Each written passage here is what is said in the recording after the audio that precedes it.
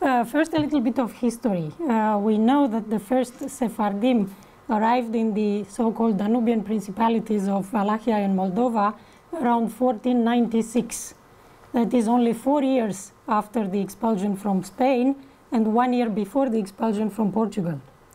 This is mentioned in several sources. Of course, they did not settle, they just crossed the lands as merchants, coming from the Ottoman Empire where they had already settled after the expulsion. And we know from one of the main Romanian historians, Nicolae Iorga, that they were the ones who discovered alternative commercial routes to the usual ones that crossed the Romanian lands at the time, which made their trade easier, because on the usual routes they were attacked by various thieves, while on these alternative routes they could travel more safely. The first Jewish presence in Bucharest is mentioned in 1550. And that is, again, of course, merchants traveling with their trade. But it is interesting to note that several documents from 10 years distance, that is, we have documents from 1550 and documents from 1559, which mention the same names. That means these people were there. Maybe they were not settled, but they were there most of the time. And if we find them 10 years later, it means they were there quite a lot of the time. So although the first Sephardic community, and actually the first Jewish community, because the Sephardim were the first to settle in Bucharest, the first Jewish Sephardic community is recorded in 1730. That is the moment when the Prince of Wallachia gives recognition to a Jewish community as such. They existed before, as I mentioned, but this is the year when the first official community is set up. We know that in the meantime, many Sephardic Jews settled in and around Bucharest. Of course, they settled in the middle of the city because this was the main commercial area. And then from there, they started spreading throughout the city. The later arrivals, the Ashkenazi Jews who arrived especially in the late 18th and 19th century, outnumbered very soon the Sephardic Jews, who remained few until the Second World War, when they actually disappeared as a community. The few Sephardim left after World War II were included in the Ashkenazi community as a section of the Jewish community of Romania, and later on even this section disappeared because they were fewer and fewer. Today there are less than 10 Sephardic Jews in Bucharest, so you can number them on your fingers. And unfortunately they don't even have children, so they are disappearing altogether. And that is why we are now trying to recover this history and to preserve it before it disappears completely. What is interesting about the Sephardim of Bucharest especially is that they preserved their love of Spain, and we know this from several sources, in various ways, not only in their traditions, but also in their names and in many of their cultural habits. And I am going to, come on, which one? Okay. Let's see, why do we see this? I don't know. Okay. Okay, good.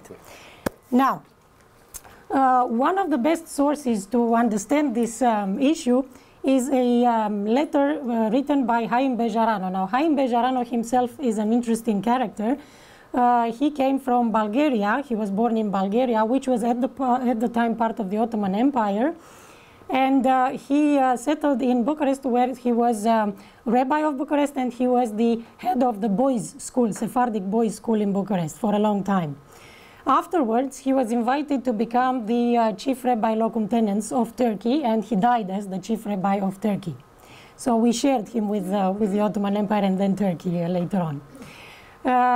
What is interesting is that in 1904, 1905, Angelo Pulido Fernandez, a Spanish senator who was not Jewish, traveled in these parts of the world, especially in the Orient, and he discovered the Sephardic Jewish communities there, which were very little known at the time. and about which there was very little information, especially written information. So Angelo Pulido wrote 2 books about these communities, in which he published, among other things, letters from people from these communities. And one of the letters is from Haim Bejarano, who speaks about the Sephardim of Bucharest and of Romania in general. Now, what he says, as you can see here, this is a quotation from his letter.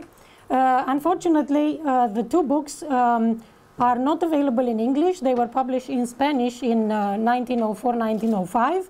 And they were republished recently, like 10 years ago, again in Spanish, but unfortunately they are not available in other languages. Hopefully sometime somebody will translate and publish them in English, because they are an incredible source about this. We'll see. But indeed it's worth it, because the books are not big, but they are full of information about these communities, which is still unknown to the bigger world. He says, God, who reads the secrets and knows the truth, is our witness that we do not bear feelings of resentment or ill will, but we do deplore the sad consequences we have to live with, the desolating exile and the painful memory of those illustrious sages who, while shining like suns in Spain, would send the rays of their wisdom throughout the whole world to the glory of the people of Israel. Everything was made to disappear with a single sentence, let there be darkness. Today, one can only hear the sad verses uttered among sighs. Yo sufro, Señor, yo sufro tu saña, perdí mi amor, mi cara España. Most of these Jews speak a Spanish idiom, more or less melodious. They preserve the character of their ancient homeland, the Hidalgo air, the purity and natural calm, that's a mistake there, the piercing look, the Spanish or Portuguese appearance, the customs inherited from their grandparents, who created them with such care, and not in the least the solidarity and mutual affection. When these victims of fate, brothers in law and faith, brothers in pain, arrived in hospitable countries, especially in the Ottoman Empire, where under the imperial order of His Majesty Sultan Bayezid they were wholeheartedly welcomed, they swore each other holy friendship and undertook the duty to help each other, share both the good and the bad, the joy and the pain. Once they reached those lands, they organized themselves in communities with the sacred commandment to love each other until their death. Despite the persecutions in Spain, these good hearts knew how to forget the evil brought unto them and preserve the flame of their love for their ancient homeland, from which they were so cruelly removed. They gave their communities and even their new synagogues Spanish names: Comunidad Castiliana, Portuguesa, Aragonesa, Cordovana, Sinagoga Catalana, Sinagoga Mayor, Sinagoga Sevilla, Sinagoga Aragon, and so on. To remember sweet Spain, Jews adopted as family names the names of their towns they came from: Alcalá, Alhuete, Alporaje, Beja, Bejarano, Córdoba, Cortes, Davila, Derrera, Gerón, León, Medina, Miranda, Navarro, Peña, Segura, Soriano, Sevilla, Toledo, Tudela, Tarragano, and so on. Out of love for the language in which it is said that God speaks to angels in heavens, these people, hurt by destiny, bear as names Spanish adjectives, names of plants, birds, of precious stones. Male first names: Ángel, Amado, Blanco, Benveniste, Bueno, Conorte, Comprado, Clemente, Caro, Donio, Donoso, Galano, Querido, Presente, Santo. Female first names: Ángela, Alta, Amada, Alegria, Aljavaca, Buena, Bella, Bienvenida, Blanca, Bruneta, Cara, Clara, Consuela, Diamante, Dona, Delicada, Dolsa, Estrella, Esmeralda. For those who know Spanish, these are really funny names. Estimada, Flor, Fermosa, Galana, Gracia, Gentila, Hermosa, Joya, Luna, Linda, Morena, Mercada, Noble, Niña, Oro, Paloma, Perla, Preciosa, Rosa, Rica, Reina, Señora, Sabia, Sol, Ventura, Virtud, Vida, Zafira, and so on. As family names, they have Calderon, Campos, Castro, Rodriguez, Zavaro, Perez, which tells you that although, because we heard the previous talk about Jewish names. This tells you that actually these names were not imposed. They were not mandatory. So in the Danubian principalities, family names came very late. These people had as family names they chose to identify themselves from the places they came from the Spanish language, from their Sephardic origin. So these were their own choice. They were not imposed. Even in the synagogue, certain prayers are said in the Spanish idiom, and on holidays, entire passages from the Bible are read in Spanish. A wonderful and extraordinary thing. Among the elegies recited with grief during Jewish mourning on April 9, when we wail for the destruction of Jerusalem, we read a prayer composed in Hebrew and Castilian, which I render here as a curiosity. I'm not going to read it, it's too complicated. Which in short translates as, sad is the memory of the exile from the cities of Seville, Castile, and so on, just like the one from Jerusalem, but this is the will of God. What I'm trying to show is that the Spanish Jews remember the cradle of their ancestors, who were the glory of Judaism at the time. But how sad and bitter it is to love those who hate you without reason. And this is, the letter is from Ángel Pulido Fernández, Los Israelitas Españoles y el Idioma Castellano, published in Madrid in 1904. This tells you that indeed the Jewish Sephardic community of Wallachia and of Bucharest especially was very nostalgic about Spain, were using the Spanish names, and not Spanish names as such, but names that came from the Spanish language, adjectives and names of towns and so on, to identify themselves and also to show this nostalgia, to show this regret for the lost, what they still called homeland. After 500 years, they still called homeland. Now let us see two families which I have taken as example to show you how the pattern of Jewish names evolved in Wallachia, in Bucharest especially, from the beginning of the 19th century until the beginning of the 20th century. And I'm starting with Solomon Halfon, who lived between 1790 and 1862. He was one of the first important Ottoman Sephardic creditors who settled in Bucharest, because before the creditors were usually in Constantinople, in Istanbul, and they were actually lending the money from there. They would not settle in the lands where they were giving the credits. He is one of the first important creditors who settled in Bucharest in 1828, when he came with his family in Bucharest, and 1 year later, as you can see, he already set up a crediting office, which in 1832 he turned into a bank called Halfon et Fils, which was conducted business with the important Western banks like Rougemont and Rothschild by that time. He donated big amounts to various Jewish and Romanian institutions, including the Romanian Academy, to which he donated 100,000 francs, which was a big amount at the time. He was head of the Sephardic community of Bucharest for a long time. He supported the 1848 revolution and the unification of the Romanian principalities.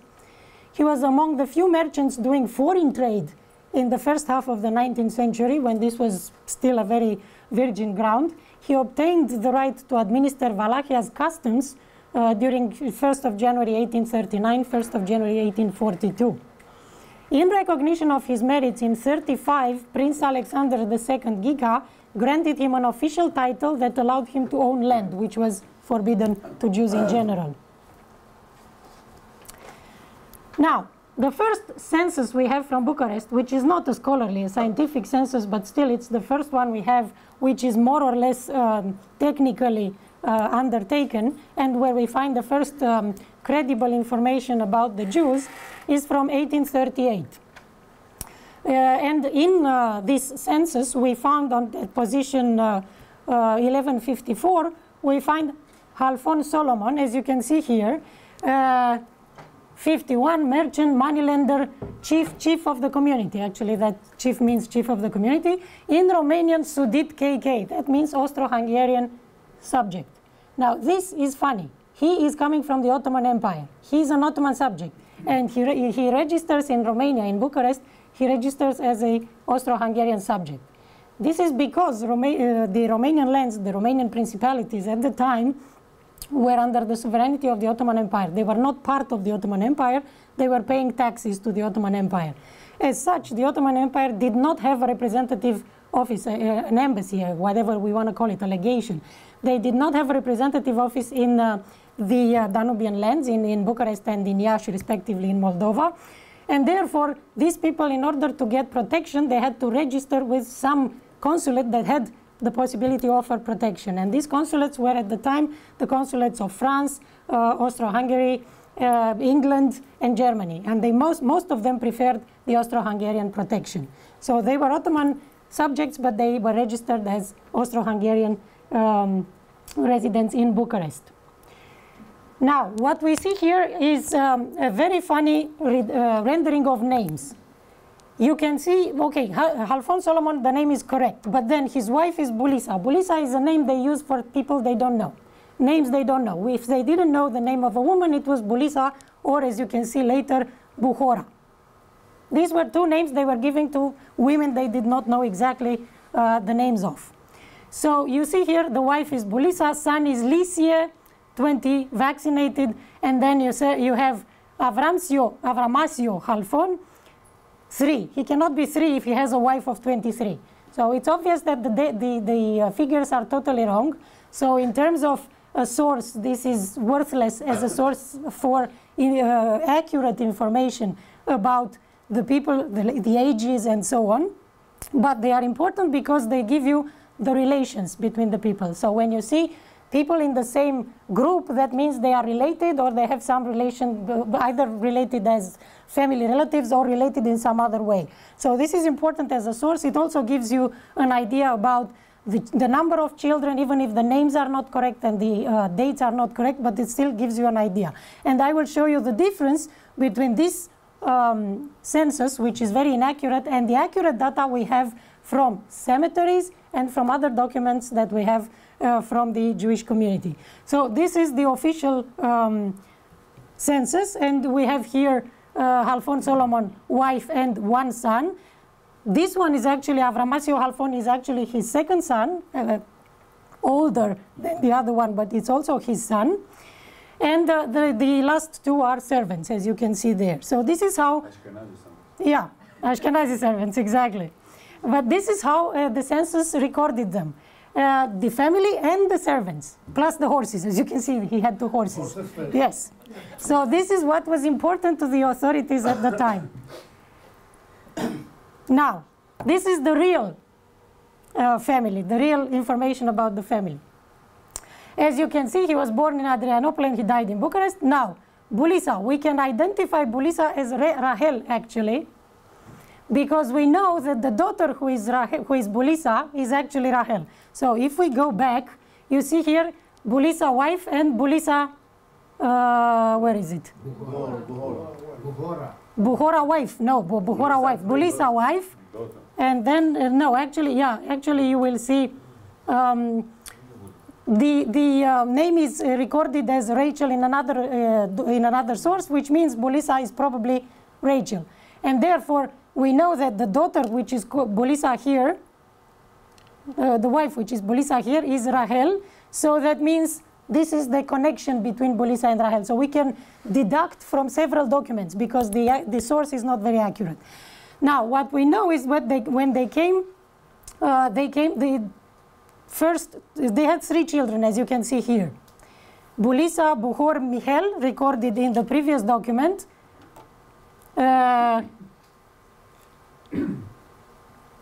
No, here, Bulisa, yeah, I was right. You can see here down, wait, I'll use this. Here, there's Bulisa. Bulisa, the daughter of Avramasio Halfon, yes?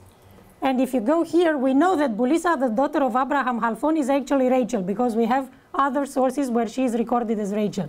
And therefore, we can deduct that the wife is also Rachel, also taking into account that most people gave their children the name of their parents. So if the daughter is Rahel, then the mother must have been Rahel as well. So this is how you can deduct the correct names, because the original names are not easy to find. Now, you can see that actually most of them end up in Paris. Most of the family ends up in Paris. And their names change accordingly, because this is the pattern of names in this particular case. You have Moïse Maurice as a French name, Léon as a French name, and then you have Regine, Regina, you have Salomon, you have Hortense, and Esther Ernestine. So all the names become French, suddenly French, and no more, okay, some Jewish names, but no more Spanish. And the whole point was to preserve the Spanish identity. They lost it on the way. The second son of the Solomon Halfon goes to Vienna, and the names change accordingly. So his, let's say, his offspring ends up in Vienna. As you can see, Esther ends up in Vienna. She has one son, Ezra. Isidore ends up in Italy, marries a Rothschild girl, and then marries a Rosie Stiebel in Switzerland. The rest end up in Mexico. One dies in Mexico, and the rest in Paris, all of them in Paris. The last ones are all in Paris. So there is a Manolo, there is a Raphael, but then there is Henri, Léon, and so on. So all French names. And the last one, the last son, Lysia, which is actually Nissim, and we can identify him as Nissim, has children who keep the Jewish names. These are the only ones who keep the Jewish names: Sarah, Rachel, Moïse, Solomon, and Paloma, but their children are all French. The names of their children are all French. And then another family about which I was going to speak, but I will not have enough time. We will see here that actually this goes towards Austria. This goes towards Vienna, and all of them start having German names. And you can hardly realize that this is a Sephardic family. When you see a Heinrich, you do not really think this is a Sephardic family. So the change of the names follow the patterns of their migration. So from the same origin where you have the Spanish names, indeed, you have all these different names that evolve towards so different directions. And I was just speaking with Alexander before the session that some of them ended up as far as India. So the pattern of their migration gives the pattern of their names, and the names of these people lose all their Spanish interest, all their Spanish origin, and become, as you can see, adapted entirely to the place where they end up. Whether it is Vienna or Paris, they end up as French names, German names, and no longer any Spanish trace. So I'll stop here to allow for questions. Thank you.